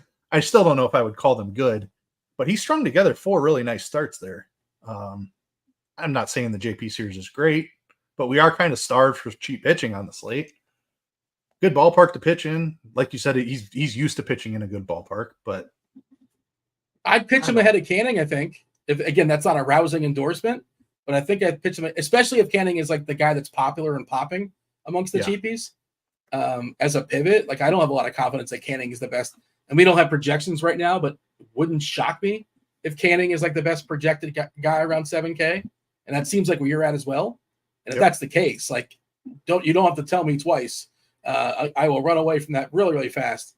And again, ideally, I'm just spending up for 2 pitchers, at least 8K. So I don't really think I'm on Sears. But San Fran without Soler certainly hurts them as well. But we really want to talk about Robbie Ray, right? That's the more interesting pitcher here. Yeah, definitely the more interesting pitcher. He was legitimately good his last time out. I'm pulling it up right now. I looked it up earlier, but it's been so long ago that I forgot now. 8 strikeouts against the Dodgers. Go ahead. Yeah. And the swinging strikes were extremely impressive. That's what I have. 23.3%. Yeah. Not sustainable. Spoiler alert. That's not sustainable. But impressive nonetheless against the Dodgers. And we know the Dodgers aren't quite at full strength right now. But good on Robbie Ray for coming out of the gate strong, coming off of Tommy John surgery. I just talked about it with Springs. hard to come back. Like most pitchers come back eventually, but there's usually a ramp up period there in your first, I don't know, half a season or whatever. So to see Robbie Ray in this kind of form already is intriguing. And we know Oakland likes to strike out. It's a great ballpark to pitch in. I think he's extremely in play at 8,200. Oakland has been really good, among the best offenses in baseball in July. So there is some risk here, but I think I have more interest in Robbie Ray. If he's popular, I'm going to have a ton of Oakland stacks. Exactly how I played Pavetta Mariners on Monday night. Yes. That's what I'm doing with Robbie Ray and the Oakland Athletics here. Take a stand on both. Be over on both. And I don't think it'd be hard to be over in Oakland. They're not going to project great. And if you talk about how good Oakland's been of late, by the way, again, this is the story of the podcast, but Rooker has to get moved, right? They're supposed to move Rooker. Like, why wouldn't they? That is a great call. I think you're correct there. They're not going to pay him. I think he has 2 years of control after this one. And he's going to start, like, Oakland, not only do they not extend guys, they don't even pay guys arbitration. Like, once you start to make $1 million, they didn't want to go to you're court. gone. Yeah. So I agree with you. I think Rooker's getting moved here. That's a significant hit, especially against the lefty. The other thing is, like, this is the sell high. Like, Rooker has been amazing. And, like, this is a guy that was DFA'd, like, twice in 2022. Yep. Thrown away several times. And awesome what he's done. He's a reclamation project. But, like, you're never going to get, I don't think. I suppose there's another level, I guess. But he's, like, top 5 in the American League in, like, any meaningful hitting category. This is the sell high spot, right? I don't think he gets any better, especially hitting in Oakland. You got to trade him. But they're a terrible organization, and who knows what they're doing. But it seems like he should move, which would benefit Robbie Ray. And like we said, we had the full experience, just 5 innings and fun with small samples. 14.3% barrel rate. So, like, that's terrible too. Like, when he was getting the few times they actually hit the ball, the barrel rate was too high. Again, just 5 innings. The walks are too high at 10.5%. The Ks at 42% are outrageous, but again, not sustainable. But just funny because that's what Robbie Ray does. I was thinking, well, could he get traded? And I forgot. Oh, yeah, he's in the middle of that monster contract until he's untradeable. That's the contract that Seattle gave him when he signed a 5-year deal at 30 years old for $115 million. And Seattle was sharp enough to get out of it after a couple of years. And San Fran is on the hook for the next, I think, 3 years. No, it's 3 years. Yeah. So they sent San Francisco sent him back a bad contract too, I think, though. Haniger, did they? Yeah. Who was it? Mitch Haniger, I think, who was making that's right. $20 million, I want to say. So it was a sort of even money wise trade. Change of scenery for both of them. Yeah, it's a nice way of change the scenery. It's a real nice spin. Send my garbage for your garbage. Let's call it a change of scenery. Yeah. A fresh coat of paint. But yeah, so I like Robbie Ray. Alec Thomas triple, Derek just dropped in the chat. That moved me up to 219. Still a long ways to go. Gonna need extras. I think. He's gonna score. There's nobody out. Maybe he steals home. I think you get a couple extra points if he steals home and scores. Unlikely. I think I need him to get up and homer again to even sniff the top. Ghost man on third. Here comes Thomas again. Yeah, it's probably not going to happen, but you get a couple extra bucks out of that possibly. Yeah, I like Robbie Ray, and it's the old, Dave Potts cheese is good rule. Like, if he's going to be popular, you're supposed to be under the field. Does that rule still apply? Is it the same guy? I don't know, but if it was a couple of years ago, as Robbie Ray, he would be like 50% on this slate. Like, he would be monster owned. Yeah, I'll be curious to see how much the field is buying that strikeout rate in his first start. This is an easier matchup. It's just call it what it is. But that doesn't mean that Robbie Ray's not going to come out here and walk six A's in his first 3 innings or something. It's just what he does. He's inconsistent, but the upside is great. And we saw it once already, so I'm willing to jump on. But like I said, I'm playing Oakland against him too. Even if Rooker moves, I love Langoliers. I love Andujar. Let's see. Butler's been awesome. Left on left, not necessarily ideal, but and he's just fun to watch. I don't know how much you watch all the games. I feel like you've seen him before. Just fun to watch his approach. And he's got great tools, real power. I don't know what he did in the minors. Did he kind of come out of nowhere? This guy, I don't know much about him. He was a pretty big prospect who struggled bad last year. The strikeouts have always been a problem for him. But the power and speed has been legitimate. He's a very toolsy guy. and he's finally putting it together, which is awesome. Sometimes it, like, especially when I think he's a pretty lanky guy. Like it takes a while to get all your mechanics down and just have your swing be repeatable. 6'4". Yeah, exactly. So Benson for Cincinnati is the same way. Like it's just hard to get all those long, lanky moving parts put together. Looks like he's done it. Hopefully he can continue it, but love that call. Even lefty. Cameron has been playing really well against lefties, so I definitely like him. He's another cheap toolsy outfielder. If Schoonman is in there against the lefty, I do like him as well. He's really cheap. Shortstop only kind of stinks. I wish he had second or third eligibility. Big opportunity cost. For sure. But I like Oakland. I don't like the ballpark, but we know Robbie Ray can just completely lose the command. He can give up home runs in bunches. So I have more interest in Ray, but I have a lot of interest in Oakland as well. That is exactly where I'm at. I'm okay with Oakland, but I like Robbie Ray first. You're going to say I can only pick one of the two, play Ray or play A's. I'm playing Ray. Bangaliers, is that yours? Is that Stevie's? Where did that come from? Is that actually what he's called? I've heard that several places. It originated in the MLB projections chat, and I think it might have been Tuttle who dropped it first. It was either Tuttle or Napsterman. But yeah, it was definitely, it's been thrown around for about a year in the MLB projections chat. That should go national. It hasn't gone national yet. The MLB, they don't know about it just yet. Somebody's got to tell MLB Network. I definitely think so. Jamino was in on that conversation as well. He was pointing out something breaking ball related, or I forget what it was exactly, but we've been Bangaliers fans dating back to last season in the MLB projection chats for sure. Arizona threatening a comeback, 8-7 now, just down by 1. Ketel Marte and a 2-run homer. So, still nobody out in the bottom of the 8th. Finnegan taking on Moreno, Gurriel, and Newman because Walker got kicked out of the game due to injury. So keep an eye on that. If you have Arizona stacks, get excited. If not, I just looked at my currently winning went down. So there you go. Ketel Marte was pretty popular. Yeah, well, I should have considered playing him. Yeah, he's kind of expensive, but he's good. Love Ketel Marte. I've got a bunch, but not on the right teams. Yeah. Back at it. Well, there you go. The homer he was going to get on Tuesday, he might have just banged it out on Monday and wasted it. Somebody might have that written down as a call coming up in this morning grind game here. Let's quickly break down anything. San Francisco, it's tough. They just traded away Soler. Fitzgerald's been on an absolute tear. Certainly keep playing that guy as long as he's scorching hot. Matt Chapman. How real is he? Not as real as what he's doing. I know that. Yeah. But he's probably a major leaguer. That's the best I can say. I don't know if he's even a regular at this point. He's almost 27. Like, where's this coming from? Like, he's been a prospect for a long time and has never quite put it together when he's been given the opportunities. And to be fair, he hasn't gotten that many opportunities. I don't, like I said, I don't know if he's a utility man or if he's a big league regular, but he's not a star. I can pretty much, I can't guarantee that, but that's what my take on it. He's not a star, but he might be a big league regular. Yeah, it's a good couple weeks. Good for him. He'll be telling his grandkids about it. Good for him. But I don't think I don't know how sticky it is, right? But he is a good, like you said, toolsy, right? In 2022, 21 homers, 20 stolen bases in AA. 2023, 20 homers, 29 stolen bases in AAA. So not stealing just so much in the majors. Well, just 2. I guess 2 stolen bases in 10 games. Last year, 1 this year.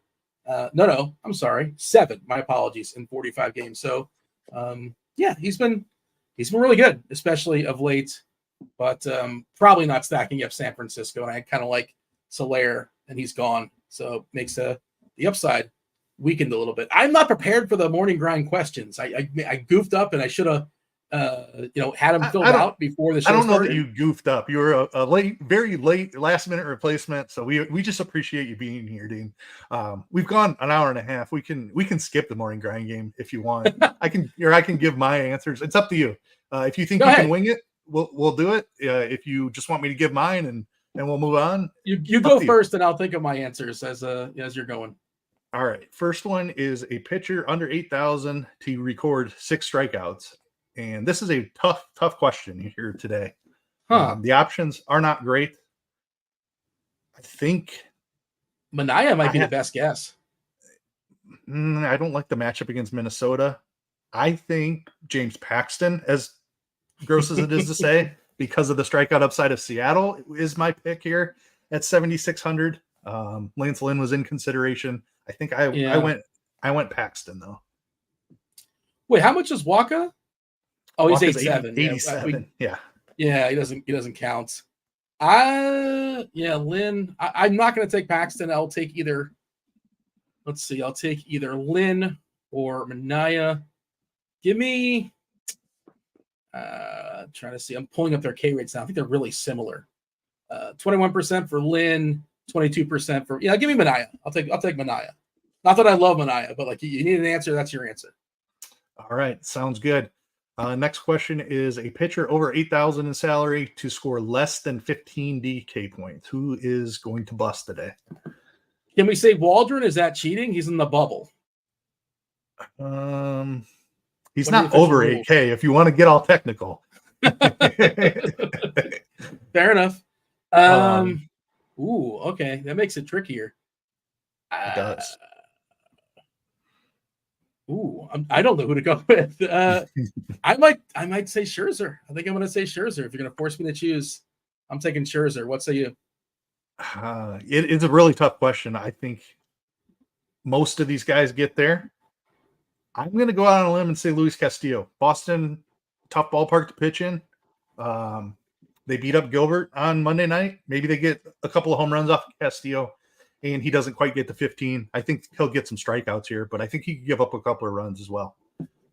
Just trying to think how left-handed Boston can get besides Devers, like Smith. Like who else are they actually rolling out there that can get? Not that the righties can't hit them, but the splits are pretty dramatic. Who's the outfielder? Yoshida and Abreu. Yoshida. Yeah, Abreu had a really big at bat. I think he's the one that broke Gilbert. I don't know if you were watching the game, but he had like a 10 or 11 pitch at bat against Gilbert, and like it just kind of started a rally. And they threw up on the screen. It was the most pitches Gilbert ever threw in an inning. It was like 42 or 43 or 40 until they kicked him out. I was listening to something else. I wasn't hearing it, but he threw a ton of pitches in that. I think it was the second inning. I want to say they had to get him out of the game. They did everything they could to keep him around. But he just kept giving up hits. Yeah, I mean, 40 pitches is a lot. Like you're severely risking injury once you're getting up that high in pitches. You can't risk it. Yeah. Let's see here. Next question. Over 4K to hit a home run. Who's going yard? Ooh, let's see. Who's going to go yard on this slate? Over 4K. You go first. I got to think of somebody. You're prepared, right? Yeah, hilariously, I had Jorge Soler against JP Sears written down. Guess what? It's not going to be Jorge Soler. You got to scramble now. Baseball. Give me Ketel Marte. He just hit one. I absolutely loved him on Monday. He has been just annihilating lefties. It's like 350 ISO, 15-16% barrel rate. It's been insane for Ketel Marte this season against lefties. I like the call by Derek and chat at Rosarena. I don't want to flat out steal it, but I like a Rosarena. But my official answer will be Corey Seager. I like that one a lot. All right. How about a hitter under 4K to get 2 hits? 2 hits, 2 big. I know Stevie's not here, and it's been a long podcast. Oh, you're gonna hate on base hits, aren't you? I think it's kind of a useless question. Salary savers are important, especially on a slate like this where you probably want 2 8-9K pitchers. You're going to need a hitter down here in the 3,000s that can get you 12 points, and you're going to be more than thrilled with it. Can you just report back to Stevie that I'm I'm not answering on account of, I think it's a useless question. I don't think it's helpful. O'Carroll just had a walk-off. I don't know if it was a walk-off homer or not, but Arizona, he probably came off the bench. I assume as a pinch hitter. Yeah, walk-off home run for Carroll. Shout out to the showdown. You wonder why Stevie won't let you on the podcast. This is why, Dean. This is why. I don't want the guy that gets 2 singles. Like, who cares? 2 singles. Congratulations. Maybe you score a run. So I'm going to protest this question. All right. Mine is Dylan Moore. Love the matchup for him against Paxton here. So he goes 2 for 4 with 2 singles, and he scores a run. And all right, excited. He gets 2 hits, and one of them's a home run. How's that, Dean? Well, that's good. That's better. Give me a stack to score 6 or more runs. All right. What stack do we like tonight? All right. Hold on a second. Kansas City is the chalk. Jeez. Am I stealing yours if I say Kansas City? Nope. I should have been marking this down as we went.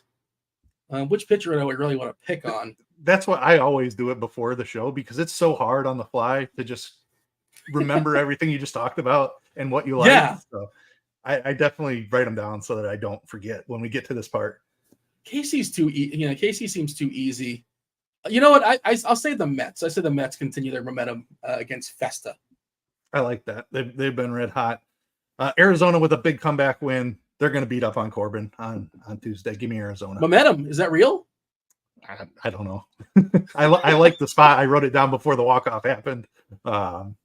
Corbin's been okay his last 2 times out, but I don't think he's magically rediscovered something after 4 years of being horrendous. So I like Corbin to fall off.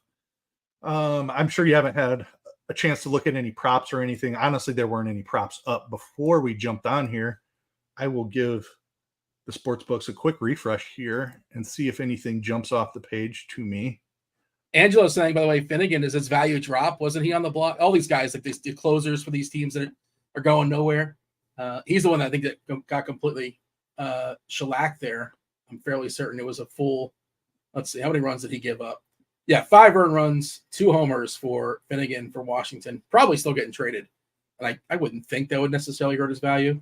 Did I buy you enough time to find any props? And by the way, I was nominated by STL Cards. I am the leader of the squad. So I got to pick a squad ride. I got to pick something. So make sure you post something good, Keith. If you're something you really like, slide into the DMs. Let me know. Like, give me the sales pitch that I should nominate your selection. Sounds good. I will definitely take a deeper dive once we get off here. The one I had written down that I want to see is Hunter Brown. I like this matchup for him. I think because Pittsburgh's kind of low strikeout, he might come in at 5.5. I would love the over on 5.5 strikeouts for Hunter Brown. I'll be interested even if it comes in at 6.5. But if they happen to drop a 5.5 on Hunter Brown, I'm on that. It is not. You got a Robbie Ray number anywhere or no? I do. I've got a 6.5 on DK at plus 120 over. I was going to say you better give me some positive juice at 6.5. Yeah. I figured it'd be 5.5, but you got to lay a little bit. So, you like the latter anyway, right? I think when you hit it, you want to really hit it if you can. Yeah, generally, especially with guys like Robbie Ray who can spike games like that. Tyler, what do you think Tyler Glasnow's number is at? I would say it is 6.5 with the juice on the under. It is 5.5 with minus 145 juice, so pretty heavy juice on the over. Which is kind of like what I said, sort of. Yep, right? Because, you're right in the right range there. Yeah, I like the over 5.5, but I don't like laying 145. But yeah, what do you have a read on that? He can annihilate that number. I don't like it. It's so hard, and this is why it's discounted is because of his last start. But it wouldn't surprise me if he beat that number in 4 innings. But he could also struggle again too.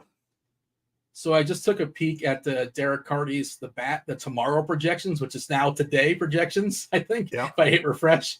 And this stuff, of course, changes. Do not hold with new information, yada yada. But Robbie Ray is the highest projected strikeout pitcher, 7.08 Ks, 6.65 for Hunter Brown, and 6.11 for Glasnow.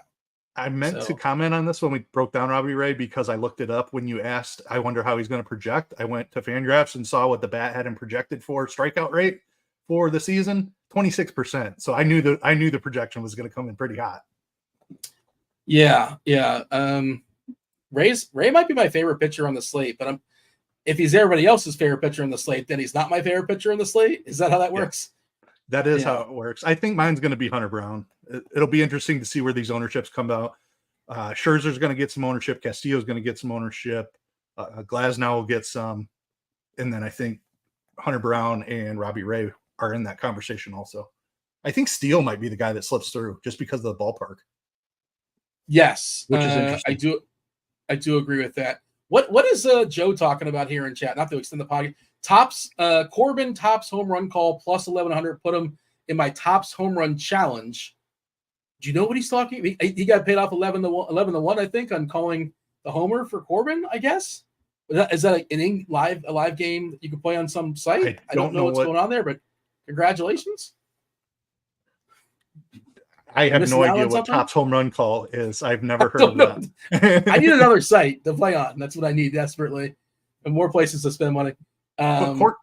Corbin Carroll he wasn't even in the lineup to start the game, right? It must have been like a live bet. That's what I'm thinking. I'm guessing. I don't know.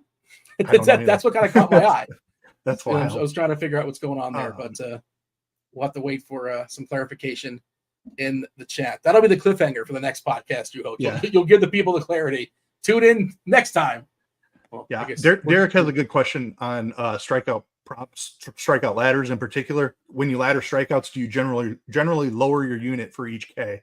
Definitely yes. I typically go 2 units on the base line, whatever that is, then 1 unit on the next level up, and then I cut it in half from there. So 2 units, 1 unit, half a unit, quarter unit on the ladder is generally how I do it. That differs if I have a little bit better feel.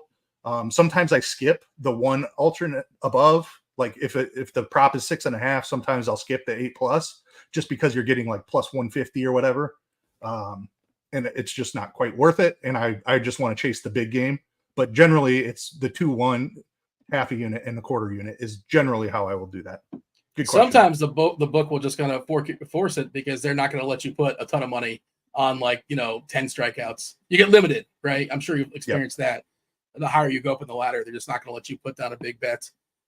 We did ladder LeBron James assists first game out the gate. That was pretty fun. We almost got the 10. 10 was the ladder. We got the 9. I don't know if you've been watching the Olympics or not, but I thought he was going to be running the point, and I didn't understand the line. And I don't know if things are going to change. I haven't seen the new lines out there, but against Joker and Serbia. But that's my Olympic coverage for you. I got nothing else. Like you're asking for anything. If you want anything on diving, I want to throw to somebody else. But that's all I got. I did have one money line. I want to make sure it's still because it was so long. I said on Grinders Live Monday that Texas was barely favored, and I liked good call. Eovaldi. They got that one. Same exact thing on Tuesday. Scherzer's a -120 favorite against Lance Lynn. I don't know. Maybe I have way too much faith in Max Scherzer still, but that feels too low on Texas's side. So I like the Texas money line a good amount. I actually bet that one earlier tonight. That's a good call. I like it. I should have listened to you on Monday. I just forgot. I liked the call at the time, but sometimes you just forget. And I saw the game already started. I'm like, oh man, I should have bet that. Keith was on top of it, but we'll get it next time. Yep. Well, definitely appreciate you jumping in last minute here, Dean. It was a long one. It was a big monster slate. We had plenty of trade deadline talk. We had plenty of shenanigans mixed in as well. But anything you have, it may be a year before we see you on here again. You better get out what you got now. Always stack against the spiders. That's it. If you see the spiders in the slate, stack against the spiders. That's the last piece of advice I can give you. They're just horrendous, especially if Jim Huey is on the mound. They somehow resurrect Jim Huey. The callbacks to 1899 are just he's on fire. He's catching shade 120 years later. He's still catching shade. That's all it. Right. That's all I got. Thanks for having me. Amazing stuff, Dean. Again, thank you for the last minute fill in. I will be back again. I believe it is TJ with me tomorrow. It might be Tim. One of those two guys will be with me tomorrow. I'm filling in for Stevie for a couple of more days here. But thank you everyone for joining us, and good luck on Tuesday.